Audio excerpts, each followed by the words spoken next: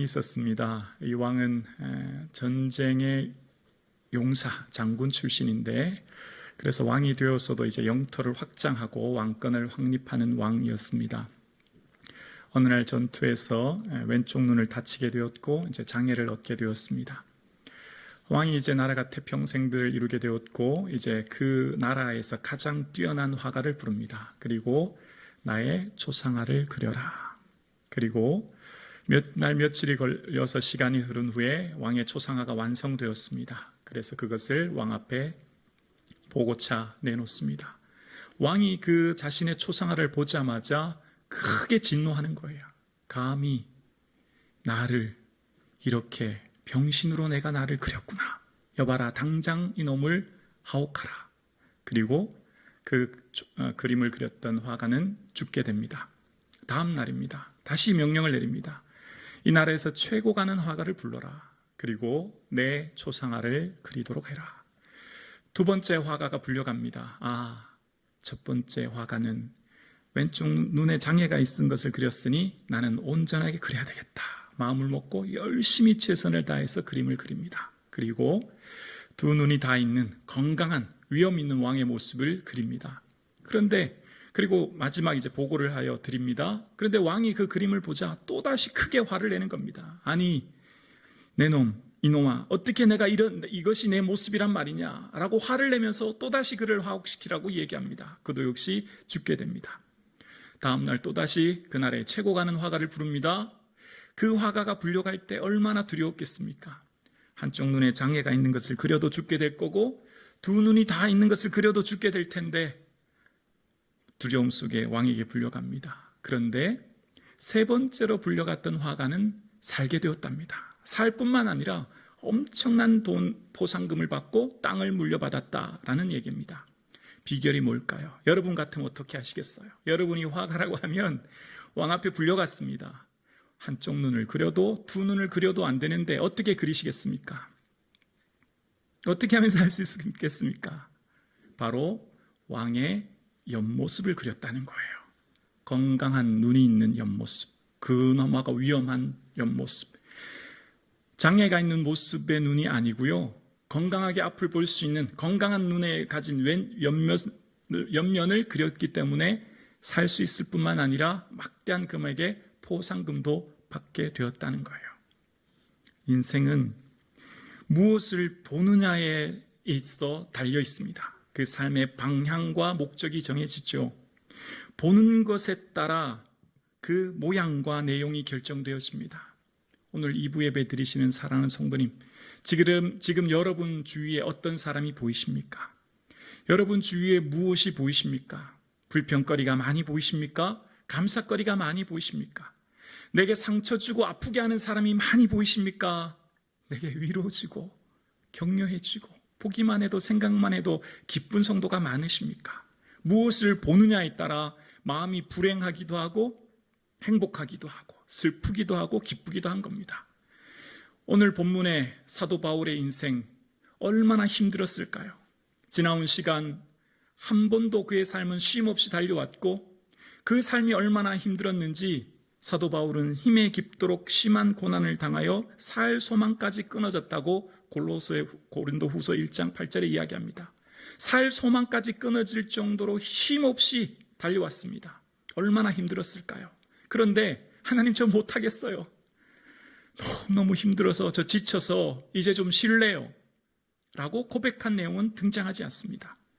노년의 삶의 1차, 2차, 3차 전도행 마치고 예루살렘 그 모교에 도착 왔을 때 위로해주고 격려해주고 환영해주면 좋은데 앞달나게 보셨죠? 살려둘 자가 아니라고 또다시 바울을 괴롭게 합니다.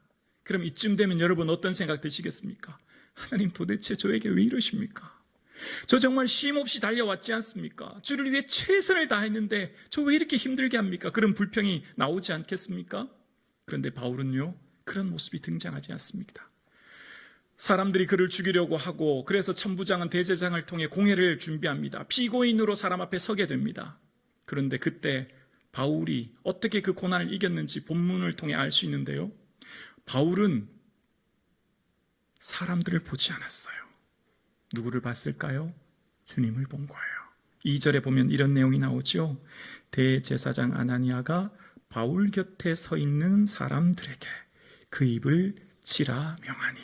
옆에 있는 사람들, 대제사장, 유대인들은요, 바울의 입을 치라고 얘기하고 죽이려고 얘기하고 고통스럽게 얘기합니다.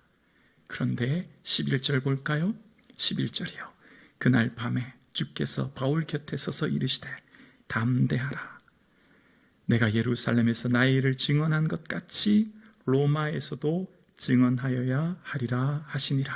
아멘. 주님을 본 거예요. 지치고 힘들 때마다 사람 보거나 환경 보는 게 아니에요. 여러분, 우리의 신앙생활이 왜 힘들까요? 나는 주님을 위해 열심히 봉사하는데요, 최선을 다해 헌신하는데요, 사람들이 내게 들려오는 말이 나를 너무나 힘들게 해요. 상처를 주고 아프게 합니다. 여러분, 우리가 늘 신앙생활에서 주의해야 될 게 있어요. 뭘까요? 신앙생활을 할 때는 늘 나의 이야기를 해야 되는 거예요. 누군가 공동체에서 어떤 교제를 할 때도 내가 받은 은혜가 얼마나 큰지, 내가 말씀에 순종했더니 이런 은혜를 주셨다고, 내가 말씀을 묵상했더니 이런 깨달음이 있었다고, 내가 받은 은혜를 나누는 것이죠. 그 자리에 없는 제3자 다른 사람 얘기하면 안 돼요. 그러면 처음에는 칭찬 같지만 나중엔 다 비난의 말이 하게 되고 결국은 그것이 돌아가서 그 사람을 아프게 하는 겁니다. 그래서 함께 교제하는 믿음의 공동체는 할 수만 있다면 내가 받은 은혜, 내가 받은 축복, 내가 받은 은총을 나누는 거예요. 그 자리에 없는 사람 얘기를 하지 않기를 권면드립니다. 바울의 삶 가운데 매 순간 자신의 삶을 아프게 하고 힘들게 하는 그 순간 사람들을 보지 않았죠. 주님을 바라보았기에 그 고난의 시간을 이길 수 있게 된 것입니다. 자, 그런데 바울의 삶 가운데 환경, 사람, 조건, 주변을 보면 매 순간 지치고 힘이 들었을 텐데 그의 삶 가운데 믿음의 눈을 가지고 늘 주님을 바라볼 수 있는 힘이 어디서 나왔을까요? 바울의 소속이 어디였을까요? 1절에 나옵니다. 1절이 너무나 중요한데요. 1절 우리 함께 고백합니다. 시작. 바울이 공회를 주목하여 이르되 여러분 형제들아 오늘까지 나는 범사의 양심을 따라 하나님을 섬겼노라 하거늘. 아멘. 바울이 지금 공회 앞에서 어떤 고백을 하냐면 여러분 저는요 매 순간마다 양심에 따라서 하나님을 섬겼습니다. 이제 이 얘기하는 거예요. 자, 그런데 이 얘기를 하자마자 대제사장이 막 화를 내면서 바울의 입을 치라고 하는 거예요. 좀 이해가 안 돼요. 여러분, 유대인들도 또 그 당시 그리스도인들도 다 하나님을 섬겨요. 다 하나님을 예배해요. 다 율법을 따라 열심히 주님을 사랑하고 하나님을 사랑하거든요. 근데 갑자기 대제사장이 바울의 입을 막 치라고 화를 내는 거예요. 왜 그럴까요? 그냥 읽으면 이 의미를 선뜻 이해할 수 없어서 원어의 의미를 살피면 조금 더 뉘앙스를 알 수 있는데요. 하나님을 섬겼노라라고 하는 이 섬겼다라고 하는 이 헬라어는요, 이 폴리투오마이라는 뜻인데 이것은 시민권을 가지다는 의미입니다. 이게 어디서 나왔냐면 도시라고 하는 폴리스에서 이 단어가 나왔는데요. 지금 바울은 자신은 하나님의 시민권자로 살고 있다. 하나님의 시민답게 살고 있다. 그 말을 지금 오늘 본문에 한 거예요. 자, 이 말은 오늘 앞단락에 있었던 이야기와 연속선상에 있는데 천부장 앞에서 바울이 한 말 기억나시죠? 나는 나면서부터 시민권 가진 자다라는 고백이요. 바울은 그 삶에 태생적으로 로마 시민권을 가진 자였다고 이야기해요. 근데 그게 전부가 아니라는 거예요. 로마 시민권을 넘어 바울의 소속은 하나님의 시민권자다. 하나님 나라의 시민이다. 하나님 나라의 시민권자답게 내가 살고 있다. 이제 그 고백하는 거예요. 바울의 영적인 주소는 이 땅 로마가 아니라 하나님 나라라는 것입니다. 하나님 나라를 어떻게 얻게 되었습니까? 돈으로, 교육으로도, 능력으로, 노력으로 얻을 수 있는 게 아니라 전적인 은혜로 얻게 된 거죠. 은혜로 얻고 보니 이 은혜가 너무나 귀한 거예요. 영생의 은혜를 얻고 보니 이 은혜가 너무나 감사한 거예요. 이 은혜의 핵심, 그러니까 하나님 나라의 시민권의 핵심이 바로 3장 6절에 나오는데요. 부활신앙이에요. 6절에 보면 바울이 그중 23장 6절입니다. 바울이 그중 일부는 사두개인이요 다른 일부는 바리새인인 줄 알고 공회에서 외쳐 이르되 여러분 형제들아 나는 바리새인이요 또 바리새인의 아들이라 죽은 자의 소망 곧 부활로 말미암아 내가 신문을 받노라. 아멘. 하나님 나라의 시민권자의 핵심은 곧 부활신앙인 거죠. 죽은 자의 소망, 곧 부활을 선포하게 된 것입니다. 그러니까 로마 시민권은 제한이 있어요. 한계가 있어요. 유통기한이 있어요. 죽음이라고 하는 것 이유는 더 이상 효용 가치가 없는 겁니다. 그런데 바로 죽음 이후의 삶의 소망을 가지고 있다는 거예요. 모든 사람들이 궁극적으로 죽음에 대해서는 두려움을 가지고 있죠. 왜 몸의 질병을 걱정합니까? 죽음이 두렵잖아요. 왜 사고를 두려워합니까? 죽음이 두렵잖아요. 그런데 이 부활신앙을 가지고 하나님 나라의 시민권을 가지고 내가 지금 살아감으로 하나님 앞에 감사함으로 당당하게 살고 있다. 지금 그 고백을 하고 있는 것입니다. 오늘 2부 예배 드리시는 사랑하는 성도님, 지금 죽어도 천국 간다라고 하는 확실한 믿음이 있으십니까? 지금 내 삶에 갑작스럽게 원치 않은 죽음, 임종의 순간을 맞는다고 해도 나는 죽음 이후에 분명히 천국이 있음을 믿고 예수 그리스도를 믿음으로 영원한 영광 중에 거할 줄을 믿을 수 있기를 주의 이름으로 축원합니다. 너무너무 중요해요. 다시 한번 점검해 보셔야 돼요. 여러분, 지금 여러분 삶 가운데 지옥을 믿으십니까?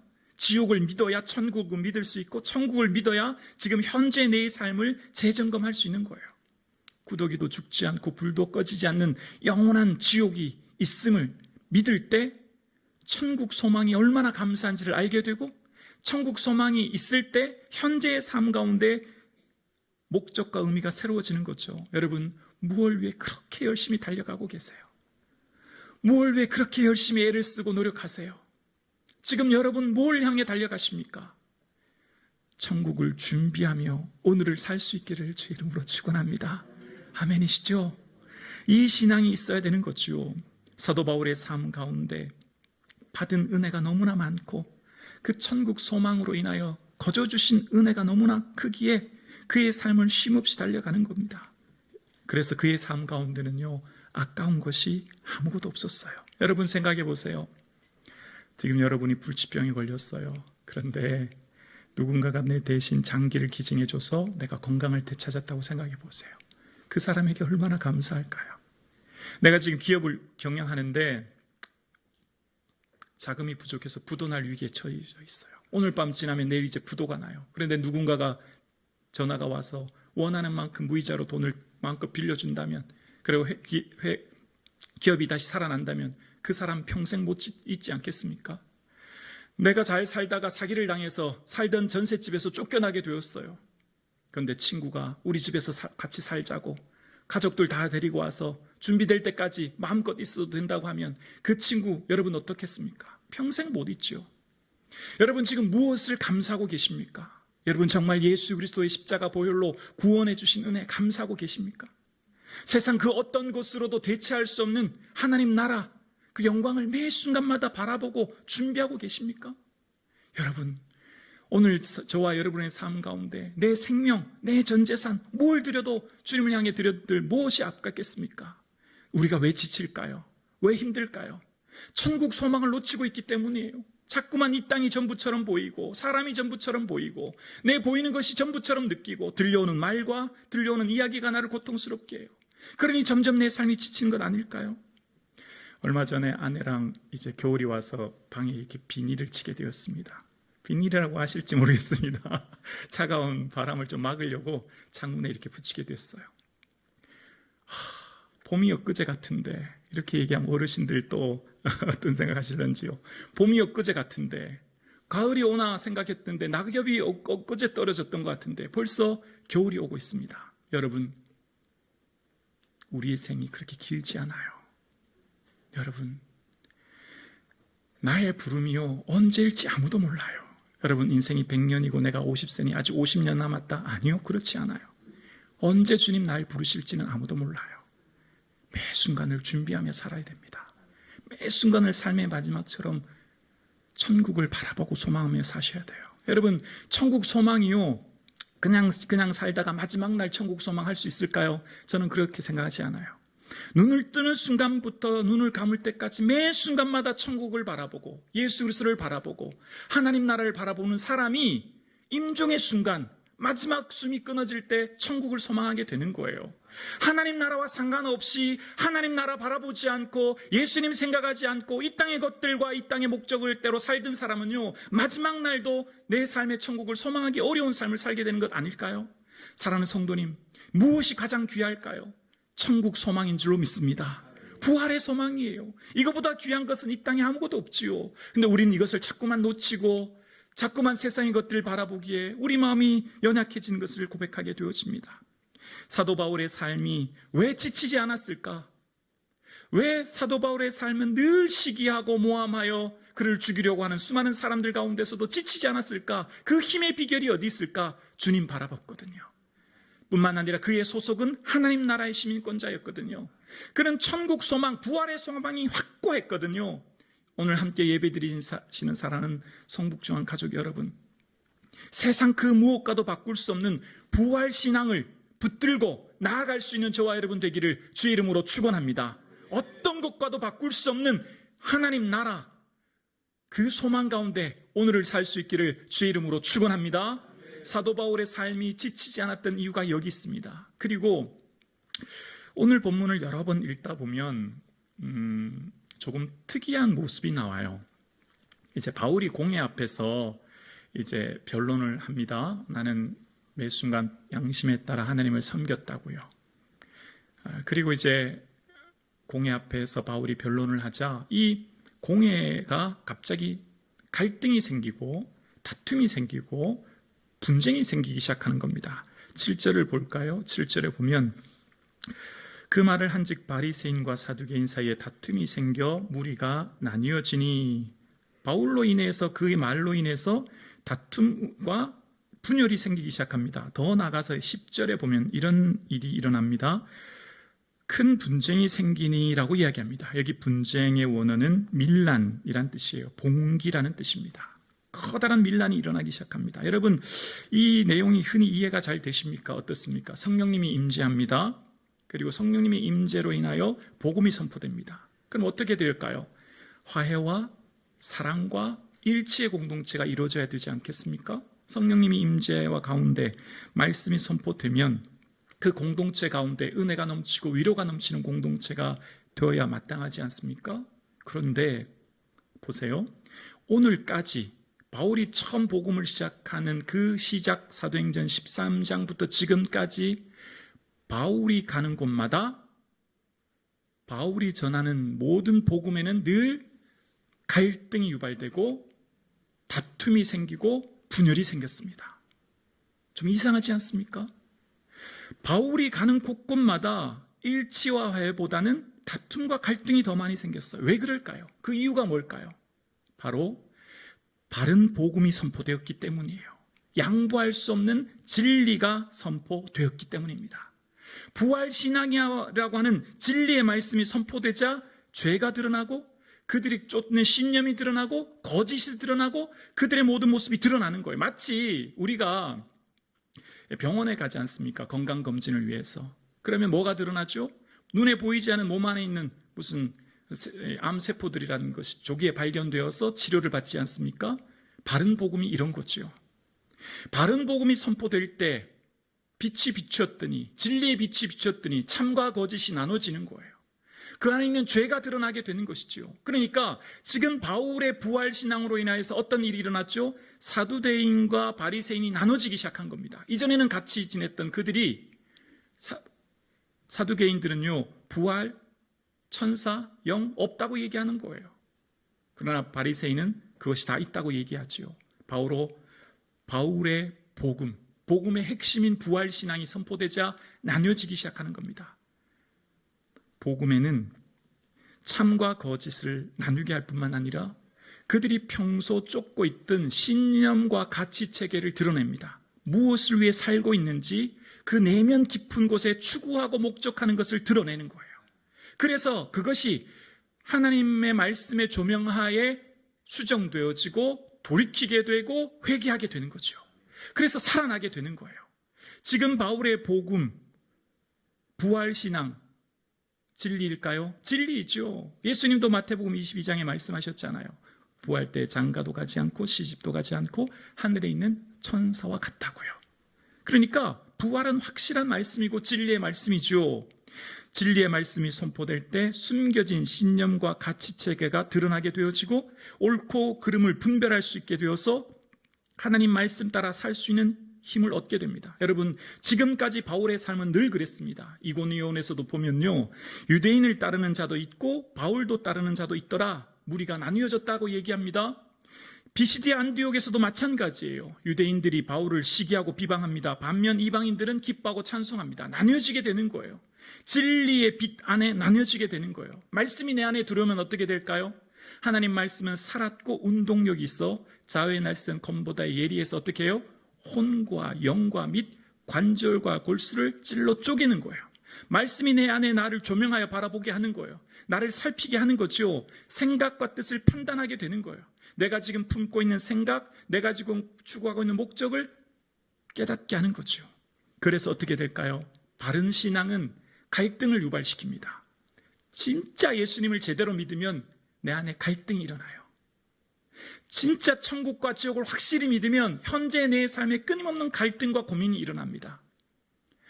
주님 안에 믿음으로 살고자 애를 쓰면 이전에 없었던 갈등이 생기기 시작하는 거예요. 이전에 그냥 예수 믿을 때는 몰랐는데 예수를 제대로 믿고 회심하여 변화되어 거듭났더니 내 삶의 내면에 갈등이 일어나는 거예요. 이전에 섬겼던 교회 한 집사님이 이런 얘기를 하시더라고요. 이분 이렇게 공무원으로 고위직에 계셨는데 직원들을 보면서 이전에 느끼지 못했던 갈등이 일어난다는 거예요. 왜냐하면 직원들이 이제 결제 서류를 가져오거나 이렇게 보면 출장을 가거나 이러면 부당하게 출장들을 청구하거나 공금을 유용하는 게 보이는데, 근데 이게 암묵적으로 관례요 관습이었다는 거예요. 그것을 건드리면 전체 팀워크가 깨지고 목적하는 그 만큼의 수치에 이렇게 이룰 수 없게 되고, 반면 묵인하고 넘어가자니 신앙의 양심으로 견딜 수 없었다. 이제 그 얘기를 저한테 상담으로 하시는 거예요. 바른 신앙은 갈등을 유발시킵니다. 고민하게 되어지죠. 내가 정말 말씀의 가치를 현실의 삶 가운데 살아내야 하는데 내 안에 내면에 갈등이 일어나는 거예요. 이것이 신앙인의 딜레마죠. 여러분, 예배가 무엇일까요? 예배당 안에서만 들으시는 게 아니잖아요. 말씀의 가치를 일터에서 업무로 드러내는 거죠. 증명하는 거죠. 그렇기에 힘든 거예요. 그렇게 참된 믿음은 우리를 힘들게 합니다. 어렵게 하죠. 말씀의 가치를 일터에서 실현하다 보니 이익보다는 의의를 행하여야 하고, 그래서 하나님이 삶의 자리로 보내신 일터 선교사임을 알며 살아가기에 우리의 삶이 힘든 거예요. 기업을 경영할 때도 탈세하지 않고 건강한 기업을 이룰 수 있다고 하는 것을 보여주는 것 어려운 것이죠. 우리의 삶 가운데 부정과 비리를 보고 부조리한 직장 문화를 보면서 갈등과 고민이 일어나는 겁니다. 그럼에도 불구하고 하나님의 사람으로, 하나님의 시민권자로 믿음 안에 살 수 있는 결단이 얼마나 어려운지 몰라요. 그래서 예수님도 제자들을 보내면서 말씀하셨죠. 양을 이리 가운데 보내는 것 같다. 이리 가운데 보내는 것이라고. 그래서 우리를 어떻게 살라고요? 뱀같이 지혜롭고 비둘기같이 순결해야 된다고요. 함께 예배드리시는 사랑하는 성도님, 바른 신앙으로 말씀 안에 살아가면 우리에겐 끊임없는 갈등과 고민이 일어날 것입니다. 그러나 그때 이제 믿음의 진가가 드러날 때인 것이죠. 말씀의 가치를 실현하면서도 성공적으로 기업을 경영할 수 있고 사업을 경영할 수 있다고 하는 것을 보여줄 수 있는 믿음, 그 결단, 그 삶을 주님은 보고 계신 거죠. 여러분, 어떤 사람이 시골에서 농사를 짓다가 아이들 교육을 위해 서울로 올라왔어요. 그래서 잘할 수 있는 게 뭔가 생각하다가 이제 떡방앗간 참기름집을 운영했대요. 기름을 짜서 이제 팔려고요. 왜냐하면 서울에 와 보니까 그 동네 사람들이 다 형편없는 가짜 참기름을 먹고 있더라는 겁니다. 그래서 자기는 중국에서 수입하는 가짜 참깨가 아니라 시골에 있는 진짜 참기름을 가지고 와서 정말 제대로 좋은 값에 팔면 사람들이 자기의 진위를 알아주게 되고, 그래서 사업이 잘 될 거라 생각했다는 거예요. 그래서 정말 진짜 참기름을, 토종 참기름을 구해와서 저렴한 가격에 팔아서, 그러면 좀 있으면 사람들이 좀 진가를 알게 되어질 거라 생각했다는 거예요. 근데 어떻게 되었을까요? 그 집이 가게를 문을 닫을 수밖에 없었다는 겁니다. 왜냐하면 그 주변에 있던 사람들은 오랜 시간 동안 가짜 참기름에 길들여져 왔고 그 맛이 진짜처럼 느끼고 살아왔기 때문에 진짜 참기름을 먹었을 때 그것이 좀 이상하다고 이야기하는 소문이 돌았기 때문입니다. 오늘 우리가 믿음으로 살아간다고 하는 것, 말씀 안에 바른 신앙으로 살아가는 것이 우리의 삶 가운데 매 순간마다 말씀을 분별하는 지혜가 있어야 하고요. 그래서 바른 말씀을 듣고 바른 말씀 안에 신앙생활하는 것이 얼마나 중요한지 몰라요. 함께 예배드리시는 사랑하는 성도님, 정직하게 말씀대로 사업을 함으로 하나님 앞에 인정받는 것. 여러분, 교회에서 간증은 흔히 이렇게 사업이 잘 돼서 성공해서 또 부유해지고 또 모든 일이 잘 되는 분들이 주로 간증을 하지 않습니까? 그런데 여러분, 간증이 꼭 그런 간증만 좋은 간증일까요? 말씀대로 살다가 좀 사업이 어려움을 당했고 말씀대로 살다가 좀 힘든 것도 있었지만 그러나 말씀대로 나는 살겠다고 다짐하는 분들이 인정받는 것이 교회 공동체가 되어야 되지 않을까요? 말씀의 가치를 실현하기 위해 분투하고 애쓰지만 그럼에도 불구하고 어려움 당하지만 그 어려움 당하는 성도를 인정하는 것이 교회 공동체가 되어야 되지 않겠습니까? 그런데요, 주의를 성수하고 말씀대로 사는 그 기업 하나님 가만두실까요? 은혜 내려주실 줄로 믿습니다. 이것이 우리의 믿음이죠. 이것이 우리의 믿음이죠. 한 장로님이 정기 세무감사를 하시는데 원래 한 달인데 한 일주일 정도 짧게 끝났다는 얘기를 들었습니다. 저는 그것이 너무나 감사했고 그분을 새롭게 보게 되었고 존경하게 되었습니다. 믿음이 무엇일까요? 믿음이라는 것은 예배당이 아니라 삶의 자리에서 믿지 않은 사람들에게 보여주는 것 아니겠습니까? 사람들에게 접대하는 것, 세상적인 방법이 아니라 믿음의 방법으로 접대해도 기업이 될 수 있다고 하는 것, 믿음으로 말씀 안에 기업을 경영해도 하나님 도와주신다고 하는 것, 그것을 보여주는 것, 그것이 성도인 줄로 믿습니다.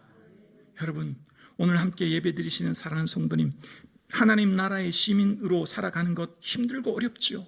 그러나 그 힘들고 어려운 삶의 결단을 매 순간마다 결단하며 살아갈 때, 그 삶 속에 예수님이 보여주는 삶을 살아낼 때 하나님이 은혜 내려주실 줄로 믿습니다.